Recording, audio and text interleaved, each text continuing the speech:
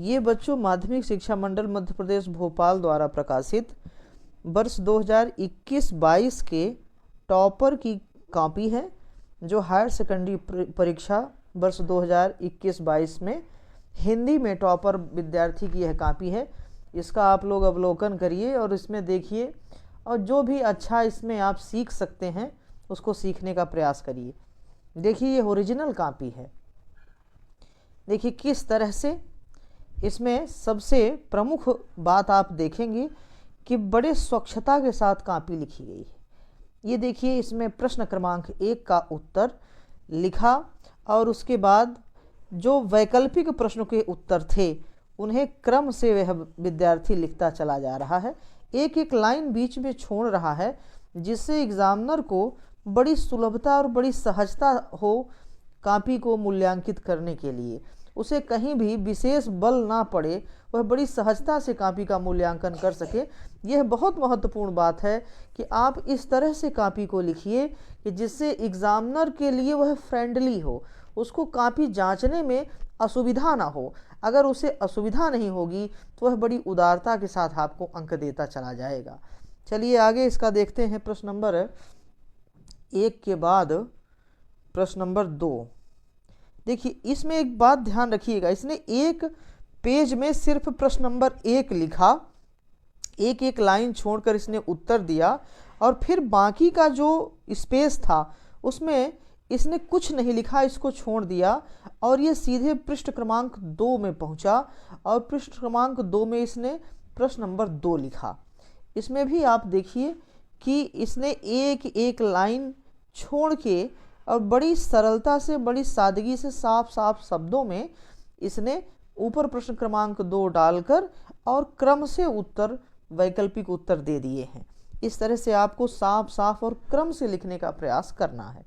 फिर है प्रश्न नंबर 3। देखिए इसकी ये जो पद्धति है, यह इसको मैं सही नहीं मानता हूँ। यह पद्धति इसकी गलत है, इसको ऐसे नहीं लिखना चाहिए था। इसमें आप लोग ध्यान दीजिएगा, आपको हमेशा जो बाएं तरफ लिखा है उसको हूबहू क्रम से लिख देना है और जो उसमें सुमेलित किया जाए उसको आप उसके सामने लिखेंगे और सीधे सीधे डैश बनाएंगे और सीधे सीधे उसको सामने सामने लिखते चले जाएंगे। इसने यह जो प्रक्रिया की है, यह प्रक्रिया उचित नहीं है, परंतु साफ और स्वच्छ है, इसलिए इसको नंबर दिए गए हैं। क्योंकि जो एग्जामिनर होता है वह हर परिस्थिति में बच्चे के, अगर वह यह अनुभव कर लेता है कि बच्चे ने सही सही उत्तर दिया है तो वह उसे नंबर देने का प्रयत्न करता है। यद्यपि यह फार्मूला ठीक नहीं है, इसमें सीधे सीधे लिखा हुआ होना चाहिए इस तरह से। तो अब हम इसके आगे का देखते हैं। देखिए प्रश्न नंबर 4 इसने लिखा, यह एक शब्द में उत्तर दिए जाने वाले प्रश्न का है। देखिए किस तरह से प्रश्न क्रमांक 4 लिख दिया। और उषा का जादू सूर्योदय होते ही टूटता है। पहलवान लुट्ठन सिंह के 2 पुत्र थे। सिंधु सभ्यता का सबसे बड़ा नगर मोहनजोदड़ो था। आमतौर पर रेडियो नाटक की अवधि 15 से 30 मिनट होनी चाहिए। सप्तगुण 3 प्रकार के होते हैं।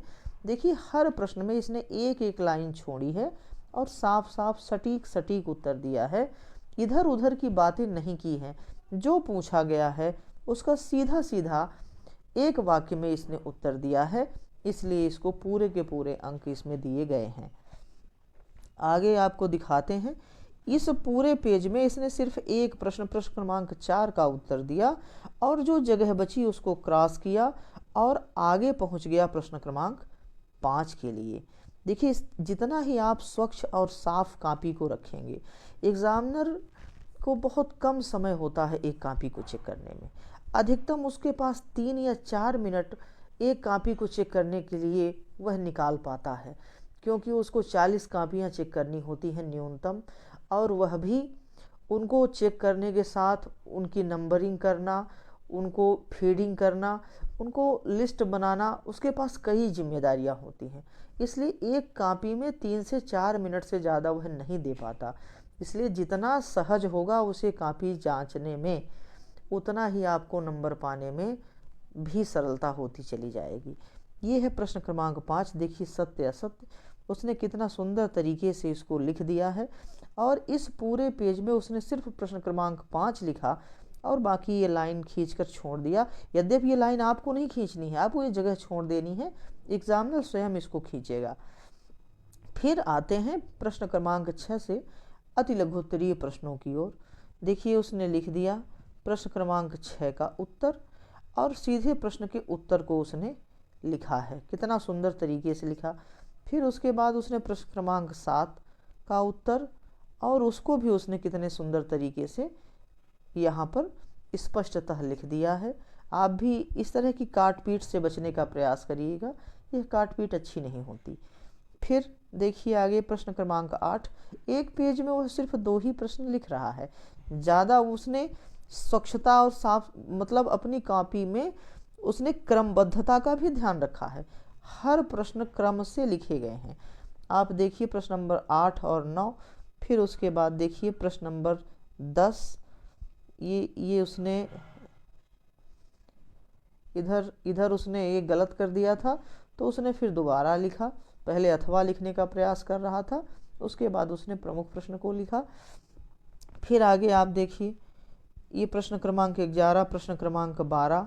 देखिए करुण रस का उसने कितना सुंदर लिखा है। सहृदय के हृदय में स्थित शोक नामक स्थायी भाव का जब अनुभाव विभाव तथा संचारी भाव के साथ संयोग होता है तो करुण रस की निष्पत्ति होती है। कितना बढ़िया लिखा। उदाहरण लिख दिया, हाय राम कैसे झेलें अपनी लज्जा अपना शोक, गया हमारे ही हाथों से हमारा राष्ट्रपिता पर लोग। देखिए कितना बढ़िया लिख दिया। और अब आगे देखिए प्रश्न क्रमांक 13। आप यह लगातार देख रहे हैं कि उसने क्रम को डिस्टर्ब नहीं किया है, क्रम के साथ कोई छेड़छाड़ नहीं की है, एक क्रम से उसने प्रश्नों के उत्तर दिए हैं। प्रश्न क्रमांक 13 और प्रश्न क्रमांक 14। देखिए मुहावरे और लोकोक्तियों में अंतर लिखना था। मुहावरे शब्दांश होते हैं, अतः इसका स्वतंत्र प्रयोग नहीं किया जा सकता। लोकोक्तियां स्वयं में वाक्य होती हैं, इसलिए इसका स्वतंत्र प्रयोग किया जाता है। मुहावरा अरबी का शब्द है, इसका अर्थ है बातचीत करना। लोकोक्ति का सामान्य अर्थ होता है लोक में प्रसिद्ध उक्ति या कथन। अब देखिए प्रश्न नंबर 15। देखिए प्रश्न नंबर 15 को भी एकदम क्रम से वह लिखता चला जा रहा है ना। फिर देखिए ये आ गया प्रश्न नंबर 16, तुलसीदास जी का जीवन परिचय। देखिए मैंने बताया है कि तुलसीदास जी का जीवन परिचय बहुत महत्वपूर्ण है बच्चों, ये हर वर्ष की परीक्षा में आने की संभावना रहती है। देखिए इसने स्पष्ट लिख दिया यहाँ तुलसीदास। प्रश्न क्रमांक 16 का उत्तर, 2 रचनाएं रामचरितमानस और विनय पत्रिका। भाव पक्ष, तुलसीदास जी लोक मंगल की कामना के कवि के रूप में प्रसिद्ध हैं। आपने रामराज का आदर्श भारतीय समाज को दिया। आपकी भक्ति दास भाव की है। आपने मर्यादा एवं रक्त संबंधों का आदर्श प्रस्तुत किया। तुलसीदास जी ने जिन जिन भावनाओं का कोना छुआ, अपने उन काव्य में चरम पर पहुंचा दिया। इस प्रकार से उन्होंने तुलसीदास जी के भावों को व्यक्त किया है। फिर देखिए कला पक्ष, तुलसीदास जी के पास संस्कृत भाषा के सृजन क्षमता होने पर भी उन्होंने लोक भाषा अवधि में काव्य रचना की, इसलिए आपका काव्य जनमानस के निकट है। दोहा, सोरठा आप इससे भी बेहतर लिख सकते हैं, तो इस तरह से लिखा। फिर उसके बाद साहित्य में स्थान, ये देखिए साहित्य में स्थान आ गया। तो आप इस तरह से देखते चलें। ये देखिए महादेवी वर्मा का जीवन परिचय, 2 रचनाएं यामा, स्मृति की रेखाएं, भाषा शैली, है ना। फिर उसके बाद साहित्य में स्थान। फिर प्रश्न नंबर 18, तत्सम और तद्भव शब्दों में अंतर। तत्सम शब्द हिंदी भाषा के संस्कृत से ज्यों के त्यों ग्रहण कर लिए जाते हैं। तद्भव शब्द तत्सम का अपभ्रंश होते हैं, इन्हें अपभ्रंश रूप में ग्रहण किया गया है। तत्सम शब्द मूलतः संस्कृत भाषा के हैं। तद्भव शब्द ब्रज, पाली, अवधि से अपभ्रंशित होते हुए आते हैं। इस तरह से ये देखिए इस पूरे पेज में इसने एक ही प्रश्न का उत्तर दिया है, प्रश्न नंबर 18 का, और उसके बाद फिर इसने जगह छोड़ दी है। फिर ये प्रश्न नंबर 19 में है। देखिए बड़े साफ और स्वच्छता के साथ, क्रमबद्धता के साथ यह बच्चा लिख रहा है। इसलिए इसको नंबर मिल रहे हैं। देखिए यहाँ पर व्याख्या लिखनी है संदर्भ प्रसंग सहित। प्रस्तुत रुबाइयाँ पाठ्यपुस्तक आरोह भाग 2 के पाठ्य रुबाई से ली गई है। इसके कवि फिराक गोरखपुरी जी हैं। फिर प्रसंग में बच्चा चांद को देखकर जिद करने लगता है तो माँ दर्पण में उसे चांद दिखाकर कहती है कि धरती पर चांद उतर आया है। फिर उसके बाद उसने व्याख्या लिख दी है।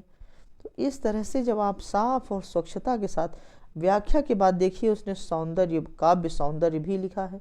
वात्सल्य रस का चित्रण, चांद का दर्पण में उतरना, बच्चे का ललचाना आदि अनुभव आदि मनभावन शब्दों का प्रयोग हुआ है। इस तरह से उसने काव्य सौंदर्य को गढ़ दिया है अपने हिसाब से। फिर देखिए बच्चों, ये आ गया है पहलवान की ढोलक से गद्यांश का संदर्भ और प्रसंग। देखिए इसमें एक लाइन में कितना बढ़िया प्रसंग लिया है। पहलवान महामारी के प्रकोप से ग्रसित गांव में रात भर ढोलक बजाकर संजीवनी शक्ति भर देता है। बस जो देखिए ये टेक्निकल बात है कि अगर आप गद्यांश को पढ़कर यह समझ गए कि यह गद्यांश किस पाठ का है, तो बस आपको क्या करना है कि उसका संदर्भ लिख देना है और प्रसंग में उसकी जो प्रमुख बात है उसी को एक लाइन लिखकर और लिख देना है इसका वर्णन किया गया है और हूबहू उसको अपने शब्दों में व्यक्त कर देना है। इस तरह से आपको पूरे नंबर मिल जाएंगे। ये प्रश्न नंबर 21 हो गया। ये प्रश्न नंबर 22। देखिए अनौपचारिक पत्र इसने लिखा है। आशा है कि तुम कुशल होगे, मैं भी ठीक हूँ। प्रिय मित्र कमलेश। देखिए पहले उसका एड्रेस, फिर डेट, मित्र का नाम, फिर नमस्कार। आशा है कि तुम कुशल होगे, मैं भी ठीक हूँ। मुझे तुम्हें यह सूचित करते हुए अत्यंत हर्ष हो रहा है कि मेरे भाई की शादी 28/2/2022 को तय हुई है तथा विवाह उत्सव का आयोजन घर पर ही होगा। इसलिए मैं तुम्हें इस उत्सव में आमंत्रित करते हुए अत्यंत खुश महसूस कर रहा हूँ। तुम्हें शादी के कुछ दिन पहले ही आना होगा ताकि हम साथ में विवाहोत्सव का आनंद ले सकें। आशा है कि तुम अपने परिवार सहित उपस्थित होकर हमें अनुग्रहित करोगे। नमस्कार, धन्यवाद, तुम्हारा मित्र आबासा। इस तरह से इसने लिख दिया और इससे पूरे अंक अर्जित कर लिए। तो दो प्रकार के पत्र होंगे, औपचारिक और अनौपचारिक। अगर आपसे औपचारिक पत्र लिखते बन रहा है सो भला है, अगर नहीं बन रहा तो आप अनौपचारिक पत्र जो आपके पारिवारिक पत्रों की श्रेणी में आते हैं आप उनको लिखकर पूरे अंक अर्जित कर सकते हैं। यह है निबंध। प्रश्न नंबर 23 आ जाता है निबंध। निबंध में देखिए प्रस्तावना, प्रस्तावना के बाद अनुशासन क्या है, फिर छात्र जीवन में अनुशासन और उपसंहार। बड़ा छोटा सा निबंध है और इसमें रूपरेखा भी नहीं लिखी गई है, तो आप लोग ध्यान रखिएगा। अब जो प्रश्न आता है उसमें रूपरेखा भी लिखना होता है, तो आप यहाँ ऊपर 4-5 लाइनें छोड़ देंगे और उसके बाद आप क्रम से अपने बिंदुओं में अपना निबंध लिख लेंगे और फिर उन बिंदुओं को उठाकर ऊपर इन छोड़े हुई जगहों पर लिख देकर और यहाँ रूपरेखा लिख देंगे। तो यह आपका रूपरेखा के साथ निबंध पूर्ण हो जाएगा। इस तरह से आपने देखा इसमें 2-3 चीज़ें महत्वपूर्ण थी। एक तो साफ और स्वच्छता के साथ लिखा गया, दूसरा क्रमबद्धता के साथ लिखा गया। इसमें एग्जामिनर को किसी प्रकार से विशेष परिश्रम करने की आवश्यकता नहीं पड़ी और प्रमुख प्रश्न अगर लिखा जा रहा है तो नंबर डाला गया है उसका और वो लिख दिया गया है, अथवा लिखा जा रहा है तो उसके आगे अथवा लिख दिया गया है। तो जितना ही एग्जामिनर फ्रेंडली होगा उतने ही अच्छे नंबर आपको मिलेंगे। तो आशा करता हूँ कि इससे आपने कुछ सीखा होगा। धन्यवाद।